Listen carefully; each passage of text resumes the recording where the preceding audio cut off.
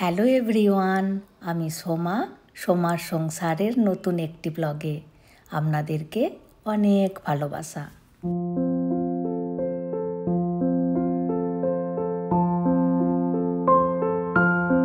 আজকে শুক্রবার 2 অক্টোবর, আর আজকে আছে গোপালের নাচের কম্পিটিশানটি। দেখুন, ওকে একটু আগেই তুলে দিয়েছি।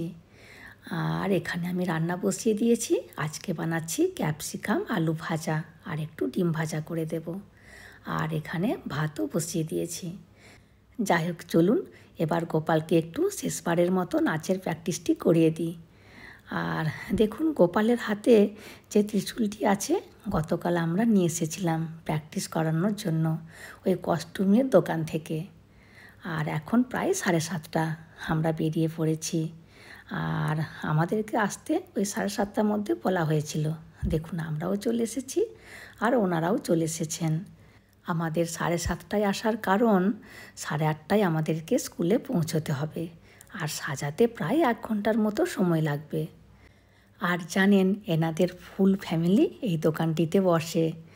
আর এখন হাজব্যান্ড ওয়াইফ দুজন মিলে দোকানে এসেছেন, কিন্তু বিকালের দিকে প্রচণ্ড ভিড় হয়। তো সেই সময় ওনার ছেলে, ওনার শ্বশুরমশাই সবাই দেখছি দোকানে। গতকাল বিকালের দিকে এসেছিলাম বলে জানলাম। আর এখানে প্রায় প্রত্যেক দোকানে সবেরই কস্টিউম পাওয়া যায়, যেমন Bhagat Singh, Swami Vivekananda, Gandhiji, Netaji, doctor, police, army, গাছপালা, ফল, মাকড়, মোটামুটি সবেরই কস্টিউম পাওয়া যায়। আর এনারা মেকআপও করিয়ে দেন, তবে মেকআপ করানোর জন্য চার্জ নেয় বেশি। আর আজকে আমরা দেবরাজকে শিব সাজাবো, তো এই শিব সাজাতে নিচ্ছেন 900 টাকা। তবে কেমন নিয়ম জানেন, গতকাল 500 টাকা দিয়ে বুক করে গেছি, আর আজকে মেকআপ হয়ে গেলে আবার 900 টাকায় ওনাদেরকে দিতে হবে। আর যখন আমরা কস্টিউমগুলি ফেরত দিয়ে যাব, তখন আমাদেরকে 500 টাকা ফেরত দেবেন। এটির মানে যদি কেউ কস্টিউম ফেরত না দেয়, তো সিকিউরিটি মানি হিসাবে এক্সট্রা 500 টাকা নিয়ে রেখে দেয়। যাই হোক, মেয়ের আবার 8টার সময় স্কুল, ওই জন্য হাজব্যান্ড আমাদেরকে ড্রপ করে চলে গেছে ঘরে। মেয়েকে স্কুলে দিয়ে তারপরে আবার আমাদেরকে আনতে আসবে। আর ওকে এত কিছু পড়াচ্ছে, ওকে খুব বিরক্ত লাগছে।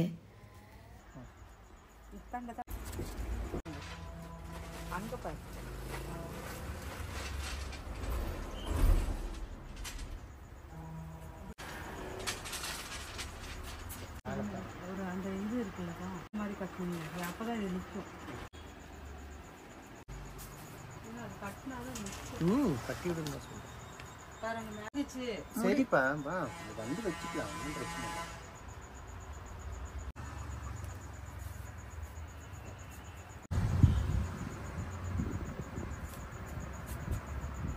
ব্যাস মোটামুটি রেডি। আর এই আলতা পরালেই হয়ে যাবে ওর মেকআপ।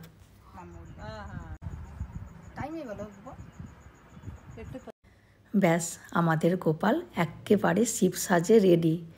আর আমি ওনাদেরকে চোখ আঁকতে বারণ করেছিলাম, সিম্পল রাখতে চেয়েছিলাম, কিন্তু হাজব্যান্ড এসে আবার চোখটা আঁকতে বলছে চোখ না হলে মহাদেবকে মানাবে না।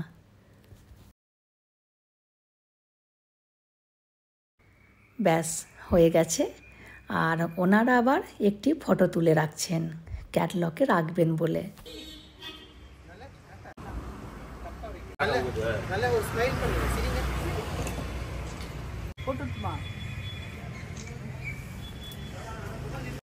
দেখুন, এখানের গোটা এরিয়াতে কমসে কম 10-12টা দোকান আছে, আরও বেশি হবে তো কম নয়।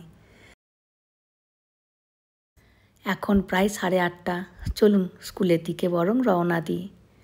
আর এখন এসেছি আমরা যেখানে হাঁটতে আসি ওখানে। চারিদিকে গাছপালা, জল, প্রাকৃতিক দৃশ্যটি বেশ ভালো।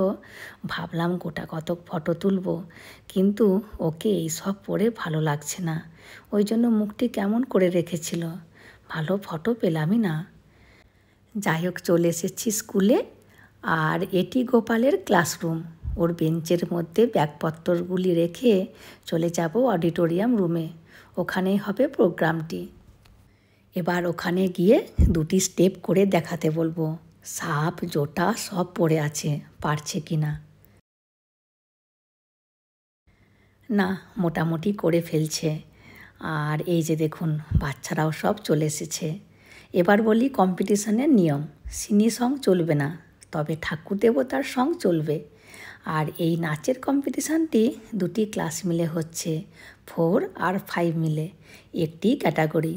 আর এটির মধ্যে 3টি প্রাইজ আছে, ফার্স্ট, সেকেন্ড, থার্ড। এটি কিন্তু ঠিক নয়, বলুন? বড়রা তো ভালো পারবে ছোটদের তুলনায়। আর এই স্কুল থেকে প্রাইজ বার করা খুবই কষ্টের।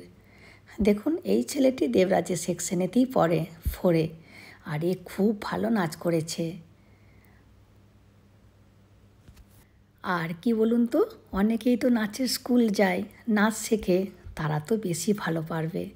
আর দেবরাজ তো নাচ শিখেই নি, যেটুকু ঘরে শিখিয়েছি ওটুকু করে আসতে পারলেই হবে।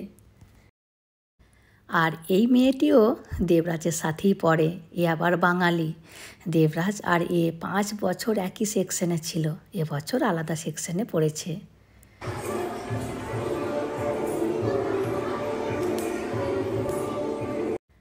দেখুন এই মেয়েটি আবার অন্যরকম শিব সেজে এসেছে, খুব ভালো করছে কিন্তু।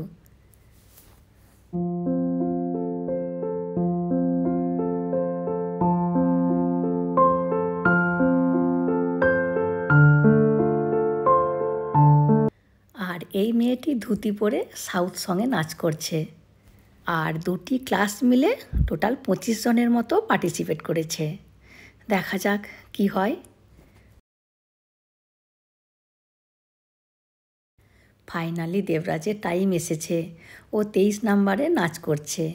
আজকে ওর নাচের ভিডিওটি দেব না, কারণ কপিরাইট ক্লেম চলে আসবে, তবে আগামীকাল শুধু নাচের ভিডিওটি দেব। আর ওকে আমরা যেমনটি বাড়িতে শিখিয়েছিলাম ও তেমনটি নেচে এসেছে। আর জানেন, আমি যখন ভিডিও করছিলাম আমার নিজের হার্টবিটের শব্দটি আমি নিজেই শুনতে পাচ্ছিলাম। আমার হাতটাও কাঁপছিল, যাই হোক করে ফোনটি হাতে ধরে রেখেছিলাম। তাছাড়া আমার ভয় পেলে কি হবে, ওর কোনো ভয় নেই। আমার দুটো ছেলে মেয়েই ছোটোর থেকে স্টেজে উঠে উঠে ওদের ভয়টাই কেটে গিয়েছে।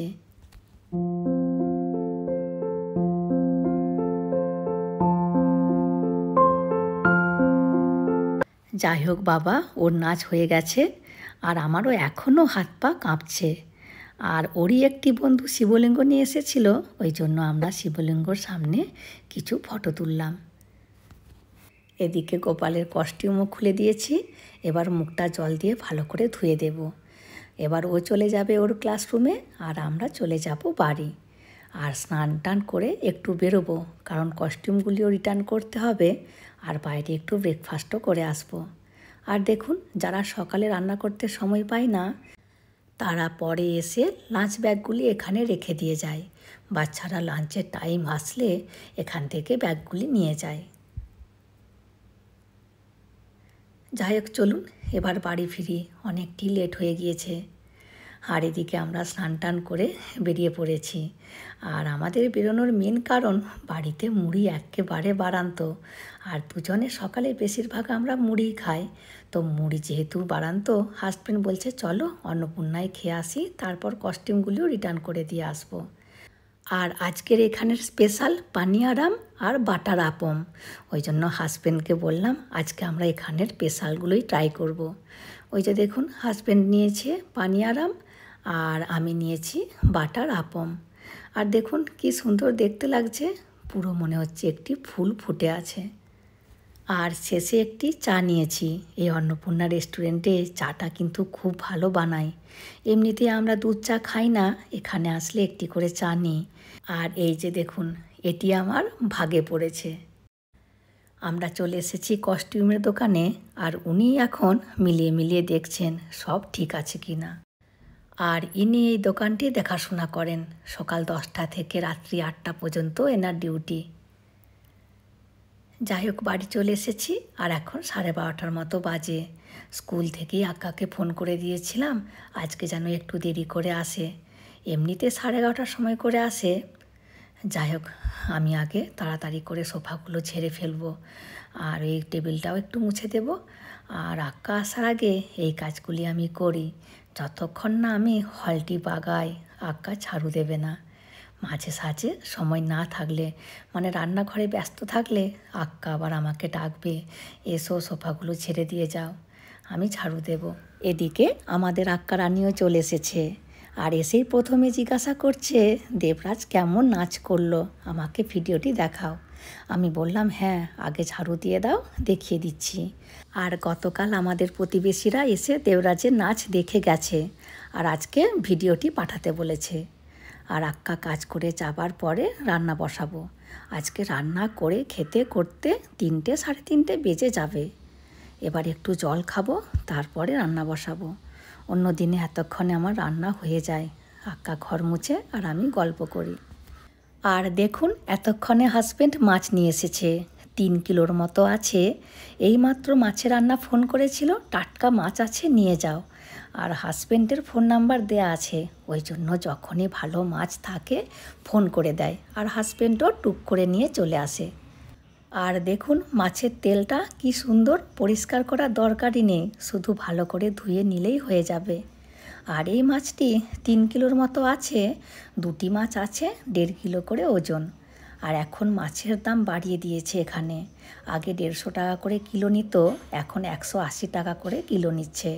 আর কেটে দেওয়ার দরুন 20 টাকা করে নেয় প্রতি কিলোতে, মানে 3 কিলো মাছ আছে তো 60 টাকা নিয়েছে কাটাতে। আর দেখুন হাজব্যান্ড কেমনভাবে মাছের মাথাটি কেটে নিয়ে এসেছে, গোটা মাছের মাথাটি কখনো নিয়ে আসবে না, এরকম করে কাটিয়ে নিয়ে আসবে। মাঝে সাঝে মাছের মাথা খেতে ইচ্ছে করে, কিন্তু নিয়ে আসতে চায় না। মাছের মাথা দিয়ে মুগের ডাল, মুড়ি ঘন্ট, বাঁধাকপি চচ্চড়ি ভালো লাগে খেতে। যাই হোক, আজকে 6 পিসের মতো রান্না করব, আর রাত্রিতেও যেন হয়ে যায়। আজকে আর ওবেলা রান্না করব না, একই রান্না করতে ভীষণ দেরি হয়ে গেছে। আর বাকি মাছগুলি ফ্রিজে ঢুকিয়ে দেব। ব্যাস হয়ে গেছে। আর এই মাছগুলি আজকে সর্ষে, টমেটো, কাঁচা লঙ্কা দিয়ে ঝাল বানাবো। চলুন এবার বরং একে একে ফ্রিজে রেখে দিই। আর এদিকে ভাতও প্রায় হয়ে এসেছে, এবার মাছগুলি ভেজে নেব। যেহেতু আজকে মাছের ঝাল বানাবো, ওই জন্য মাছগুলো খুব হালকা করে ভাজলাম। এবার 5 ফোড়ন, তেজপাতা আর ওই সর্ষের মশলাটা দিয়ে একটু ভালো করে কষিয়ে জল ঢেলে দেব। ফুটে গেলে মাছগুলো দিয়ে দেব। নামাবার আগে একটু ধনেপাতা দিলাম। আর এদিকে ডালটাও হয়ে গেছে, আর এই যে মাছের তেল। আর আজকে বানিয়েছি ওই ছোট পেঁয়াজ দিয়ে আলু ভাতে মেখেছি, আর সকালে ছিল ওই ক্যাপসিকাম আলু ভাজা। ব্যাস আজকের মেনু। আর আগামী 6ই আগস্ট হিরোশিমা নাগাসাকি শহরে পরমাণু বোমা ফেলা হয়েছিল, তো সেই সম্বন্ধে ওর একটি স্পিচ আছে, তো ওই স্পিচটি নিয়ে চলে আসবো আগামী ব্লগে। চলুন তাহলে ভিডিওটি আজকের মতো এখানেই শেষ করছি, চলে আসবো পরের ভিডিওতে। হাসি খুশি থাকবেন, সবাইকে হাসি খুশি রাখবেন। আর যদি ভিডিওটি ভালো লাগে please like, comment and share করে দেবেন। আর অতি অবশ্যই